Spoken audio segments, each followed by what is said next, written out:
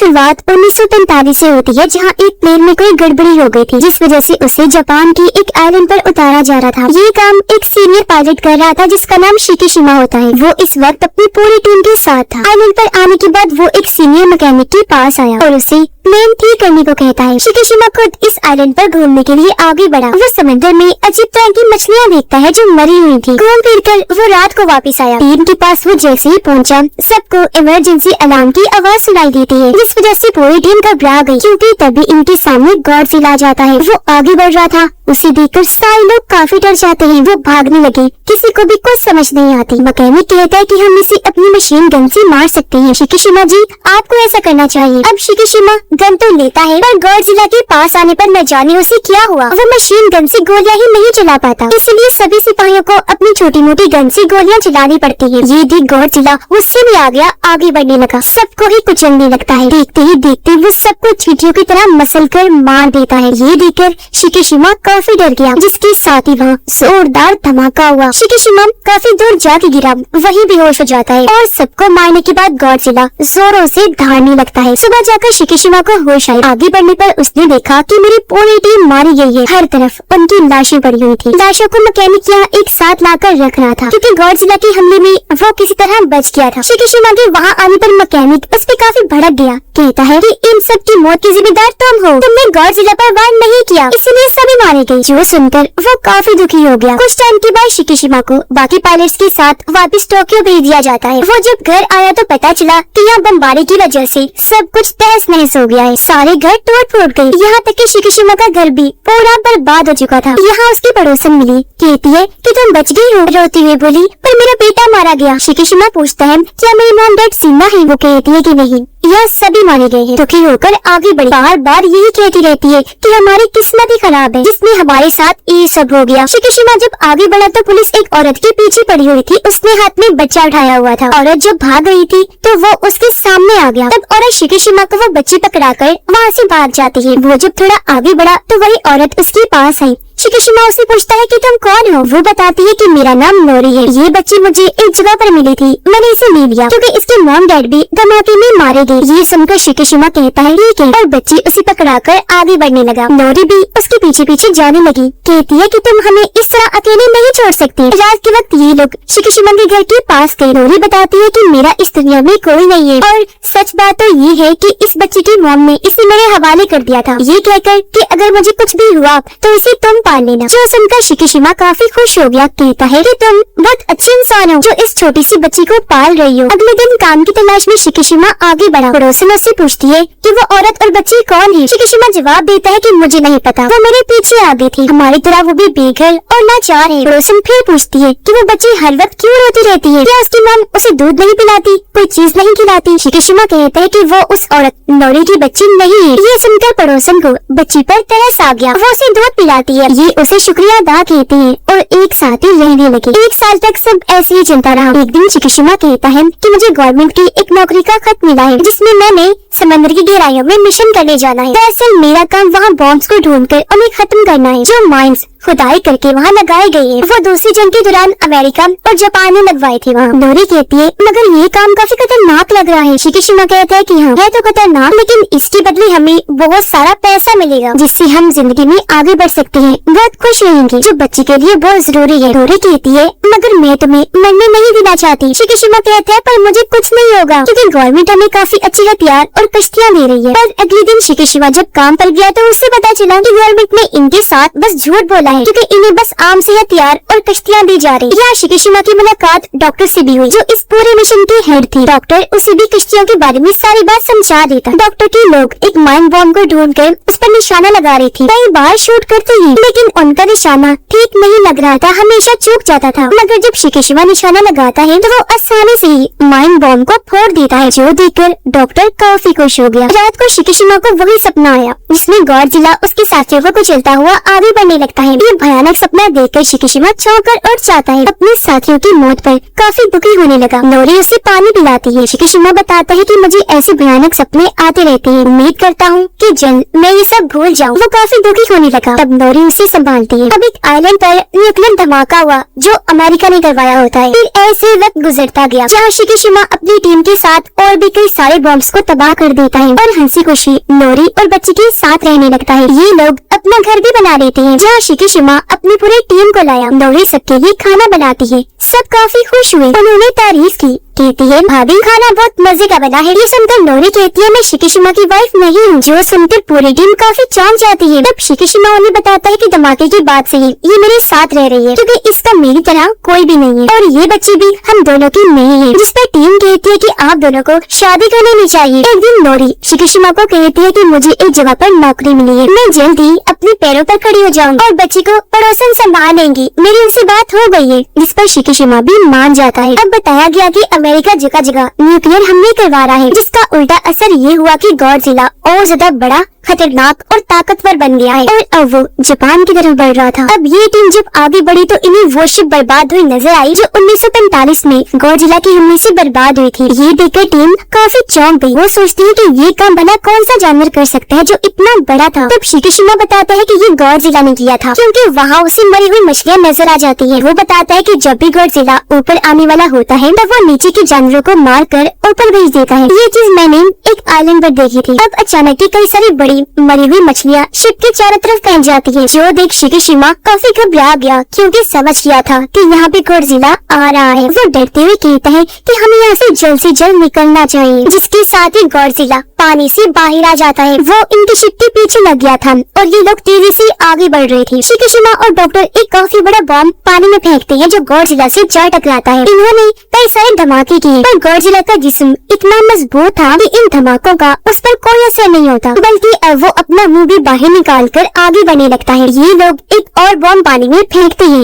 लेकिन बॉम्ब को फोड़ने वाली तार ही कट हो जाती है। इसलिए शिकिशिमा ऊपर आकर मशीन गन से गॉडजिला के मुंह में कई सारे शॉट्स करता है जिससे वहाँ धमाके होने लगे और गॉडजिला के मुंह का एक हिस्सा तबाह हो जाता है। लेकिन अचानक ही खुद ब खुद हील होकर ठीक हो जाता है और अब वो पूरा उठ खड़ा हुआ। इससे पहले शिप पर हमला करता तभी दूसरी साइड से जापान की आर्मी आकर अंधाधुंध गॉडजिला पर हमले करने लगती है जिससे वो काफी गुस्से में आ गया। शिप के नीचे से जाकर हमला कर देता है। पूरी शिप को पलटने लगा मगर वो लोग अभी भी नहीं रुकते, बार बार उस पर वार करते रहते हैं जिससे गॉडजिला भी जख्मी हो गया पानी में चला जाता है और अब वो खतरनाक लहरें छोड़कर शिप को पलट के ही रख देता है। फिर पानी से बाहर आकर जोर से दहाड़ने लगा। शिकिशिमा की टीम काफी डर जाती है और अब वो वापस से पानी में चला जाता है। इस हमले में शिकिशिमा भी काफी जख्मी हो गया। वो जब घर आया तो नोरी उसे देखकर काफी परेशान हो जाती है। कहने लगी कि तुमने इतने सालों से हमें संभाल रखा है पर आज तक नहीं बताया कि तुम इतनी परेशान क्यों रहती हो। शायद तुम मुझे अपनी जिंदगी का हिस्सा नहीं समझती और अगर तुम अपने दुखों को सुनाकर बांट लोगे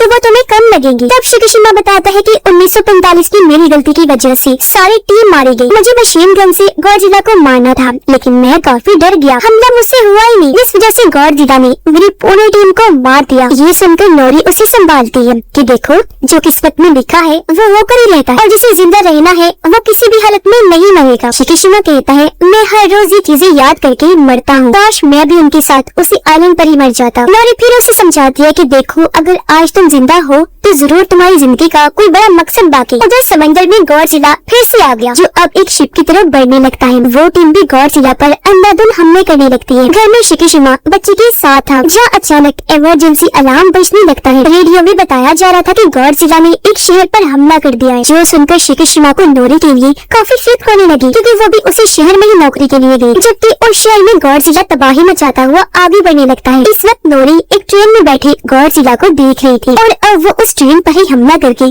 पूरी ट्रेन को ही उठा लेता है। वो नोरी वाली ट्रेन के डब्बे को मुंह में लेकर चबाने लगता है। नोरी काफी डर गई जो एक जगह लटकी हुई थी और अब वो अपनी जान बचाने के लिए पानी में कूद पड़ती है। यहाँ कुछ रिपोर्टर्स गॉडजिला की रिपोर्टिंग कर रही थी उसकी वीडियो बनाकर। उन्हें वो देख चुका था और अब गॉडजिला उनकी तरफ बढ़ने लगा लेकिन वो फिर भी वहाँ से नहीं हटी। गॉडजिला वहाँ आकर मुक्के से उस पूरे टावर को तबाह कर देता है। वो टूट गया जिससे सारे रिपोर्टर्स मारे जाते हैं। नोरी जब भाग रही थी तो यहाँ शिकिशिमा आ गया और अब ये दोनों सारे लोगों के साथ भागने लगते हैं। गॉडजिला भी उनके पीछे पीछे ही था, जहाँ आर्मी उस पर टैंक से हमले कर रही। उसे गुस्सा आ गया और अब गॉडजिला की पंख और पीठ से नीले रंग की रोशनी निकलने लगती है, जिसके साथ ही वो खतरनाक शुआएं लहरें बाहर निकालने लगता है। ऐसा होते ही वहाँ जोरदार कई सारे धमाके होने लगे, जो वहाँ के सभी लोगों और बिल्डिंग्स को अपनी लपेट में लेने लगे। शिकिशिमा को इससे बचाने के लिए नोरी उसे धक्का दे देती है और इस हमले की तबाही को अपने ऊपर ले लेती है। कुछ देर के बाद शिकिशिमा जब बाहर आया तो उसे नोरी समेत दूर दूर तक कोई भी दिखाई नहीं देता। हर चीज तबाह बर्बाद हो चुकी थी और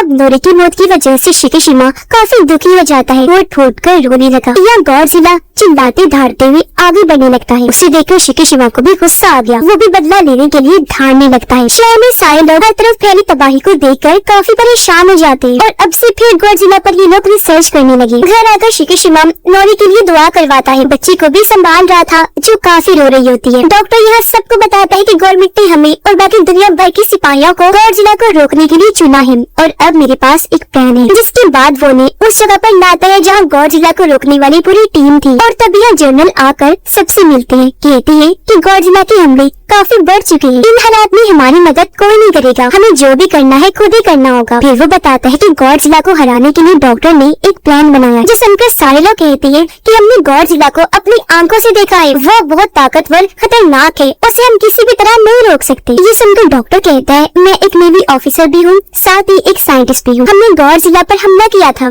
जिसमें हम कामयाब भी हुए थे। हमने उसका आधा चेहरा धमाके से उड़ा दिया था, लेकिन वो दोबारा हील होकर ठीक हो गया था। पर इस बार हमारे पास नया प्लान है। हम शिप्स के जरिए गॉडजिला के जिस्म के अलग अलग हिस्सों पर गैस के सिलेंडर लगा देंगे, फिर उसी की स्पीड से काफी तेजी से उसे समंदर की गहराइयों में फेंक दिया जाएगा। जिस समंदर में हम ये करने वाले हैं वो काफी गहरा है। गहराई में जाने की वजह से प्रेशर उसका जिस्म बर्दाश्त नहीं कर पाएगा, जिससे वो मर सकता है। ये सुनकर एक ऑफिसर पूछता है कि अगर उसे कुछ ना हुआ तो? इस पर डॉक्टर कहता है कि अगर कुछ ना हुआ तो फिर हमारे पास प्लान बी भी है। प्लान बी में गॉडजिला जब पानी की गहराई में होगा तब उसके जिस्म पर लगाए गए सिलेंडर्स पर बेलूस गुब्बारे खुल जाएंगे, जिससे गॉडजिला जिस स्पीड से नीचे गया था उसी स्पीड से वापस ऊपर आने लगेगा। 2-3 बार बेलूस के खुलने पर वो प्रेशर बर्दाश्त नहीं कर पाएगा और उसकी मौत हो जाएगी। ये सुनकर एक ऑफिसर पूछता है, सर आपको यकीन है कि इन हमलों से गॉडजिला मारा जाएगा? इस पर डॉक्टर कहते हैं कि शायद, लेकिन ये हमें करना ही पड़ेगा क्योंकि इसके अलावा हमारे पास और कोई रास्ता नहीं है। उसका साथ जर्नल भी देते हैं कि गॉडजिला पहले ही काफी कुछ तबाह कर चुका है, अब हमें उसे रोकने के लिए ये जरूर करना चाहिए, जिसके लिए वहाँ के सारे ऑफिसर्स मान जाते हैं। शिकिशिमा अपनी पूरी टीम के पास आया। डॉक्टर उन्हें कहता है कि गॉडजिला को समुद्र में सही जगह पर लाने के लिए हमें एक प्लेन को तैयार करना है जो हथियारों से भरा हो, और अब मुझे एक बेहतरीन मैकेनिक की जरूरत है जो ऐसा प्लेन तैयार कर दे। ये सुनकर शिकिशिमा कहता है कि ये काम मेरा दोस्त मैकेनिक कर सकता है, मैं उसे ढूंढ कर लाऊंगा। और अब शिकिशिमा उसे काफी ढूंढ कर आखिर उसके घर गया, जहाँ मैकेनिक उसे मिल भी जाता है, लेकिन वो आज भी उसे काफी बातें सुनाता है कि तुम्हारी वजह से 1945 में हमारी पूरी टीम मारी गई थी। शिकिशिमा कहता है, हाँ मैं जानता हूँ, लेकिन अब मुझे अपनी गलती सुधारने का एक मौका मिला है, जिसमें मुझे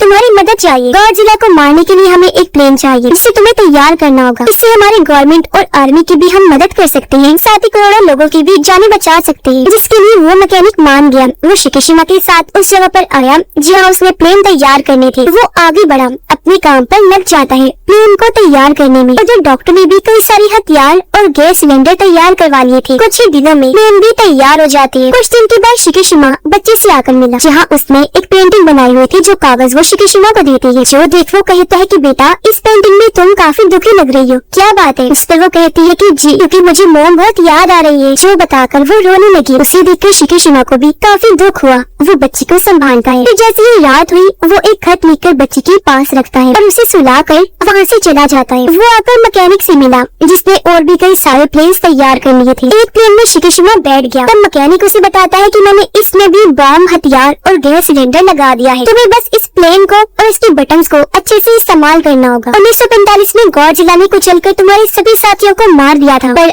आज तुम उसे मारकर अपना बदला जरूर लेना। जिस पर शिकिशिमा कहता है कि हाँ मैं ऐसा करूँगा जरूर। वो फिर बच्चे की बनाई हुई पेंटिंग देखने लगा, जो इन तीनों की ही थी, और यहाँ वो बच्चे के साथ साथ नोरी को भी याद करने लगता है। अगले दिन बच्ची पड़ोसन के पास आकर उसे शिकिशिमा का खत देती है, जो असल में पड़ोसन के लिए ही था। खत के साथ कुछ पैसे थे। खत में लिखा था कि इन पैसों से बच्ची का ख्याल रखना। जो अधिक पड़ोसन समझ गई कि अब शिकीशिमा जिस मिशन पर गया है वहाँ से वापस कभी नहीं आएगा। जबकि उधर सभी शिप्स समंदर में आगे बढ़ने लगती है। अपनी लोकेशन पर जहाँ इन्हें जाना था वो पानी में डिवाइसेस की मदद से आवाज पैदा करते हैं गॉडजिला को परेशान करने के लिए। जबकि शिकीशिमा अब अपने प्लेन को लेकर उड़ जाता है। गॉडजिला डिवाइसेस की आवाज से परेशान होकर पानी से निकलकर एक शहर में आ गया था। शिकीशिमा प्लेन को लेकर गॉडजिला के काफी करीब से गुजर जाता है। फिर उसके चारों तरफ घूमकर हमले करने लगता है गॉडजिला को भड़काने के लिए। अब गॉडजिला उसके प्लेन का पीछा करने लगा, इसलिए शिकीशिमा उसे लेकर समंदर में अपनी मेन लोकेशन की तरफ बढ़ने लगा। तब डॉक्टर उन्हें आता हुआ देखकर काफी खुश हो जाता है और वो सभी शिप्स को तैयार होने के लिए कहता है। जबकि शिकीशिमा और गॉडजिला समंदर में लगातार आगे बढ़ रहे थे और अब जैसे ही शिप्स गॉडजिला के पास आने लगी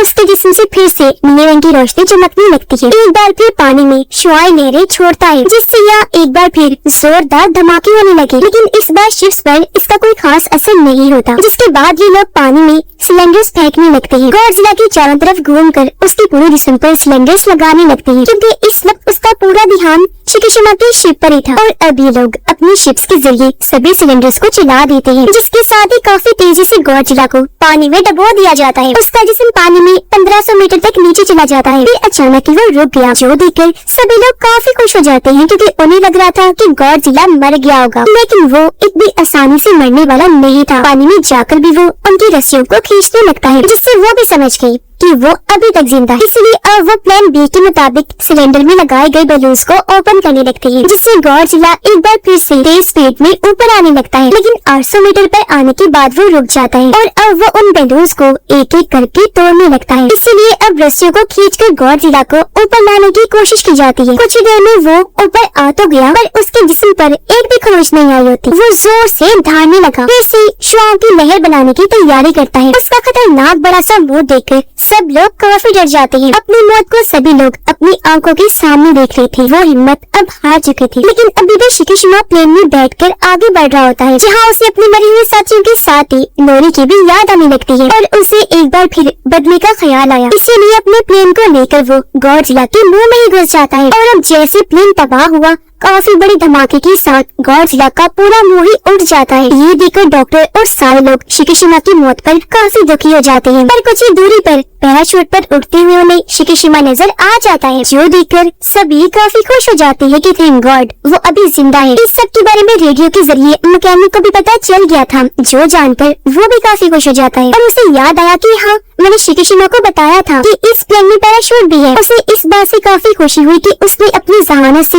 इस मिशन को कामयाब बना लिया, क्योंकि पैराशूट से उड़ते हुए शिकीशिमा देखता है कि गॉडजिला का बिना मुंह का जिस्म नीली रोशनी छोड़ते हुए कई सारे टुकड़ों में बढ़ जाता है और वो सारे टुकड़े पानी में जा गिरते हैं और इस तरह गॉडजिला का खात्मा हो जाता है। सभी लोग शिकीशिमा की बहादुरी पर काफी खुश हुए, उसे इज्जत के तौर पर सल्यूट करते हैं। और अब यह मिशन के पूरा होते ही ये लोग वापस बेस पर आए, जहाँ भी सारे लोग काफी खुश थे। यहाँ मैकेनिक शिकीशिमा से मिलकर उसे गले से लगा लेता है, कहने लगा कि शुक्र है आखिरकार अपनी बहादुरी से तुमने ये कर ही लिया। यहाँ उसे मिलने पड़ोसन और बच्चे भी आए। पड़ोसन उसे एक खत देती है, जो पढ़कर शिकीशिमा काफी हैरान भी हुआ, साथ ही काफी खुश भी हो जाता है क्योंकि ये खत नोरी का था, जो भी जिंदा थी और घर में इनका इंतजार कर रही थी। ये लोग घर आकर नोरी से मिलते हैं, जो हमले में किसी तरह बच गई थी और काफी जख्मी थी। ये तीनों एक दूसरे से मिलकर बहुत खुश हो जाते हैं। नोरी उससे पूछती है, क्या तुम्हारी जंग खत्म हो गई? जिस पर वो मुस्कुरा कर कहता है कि हाँ, और मैं कामयाब रहा। इस पर तीनों मिलकर काफी खुश हो जाते हैं और अब एक फैमिली की तरह रहने का फैसला करते हैं। लेकिन एक बुरी खबर समंदर की गहराई में दिखाया गया कि गॉडजिला के जिस्म के टुकड़े फिर से रिजनरेट हो रहे हैं, यानी फिर से ठीक होकर आपस में मिल रहे थे, जो हो सकता है कि पूरा गॉडजिला फिर से बना ले, जो बात बहुत खतरे वाली थी। और इसी के साथ ही इस फिल्म की कहानी यहीं पर खत्म हो जाती है।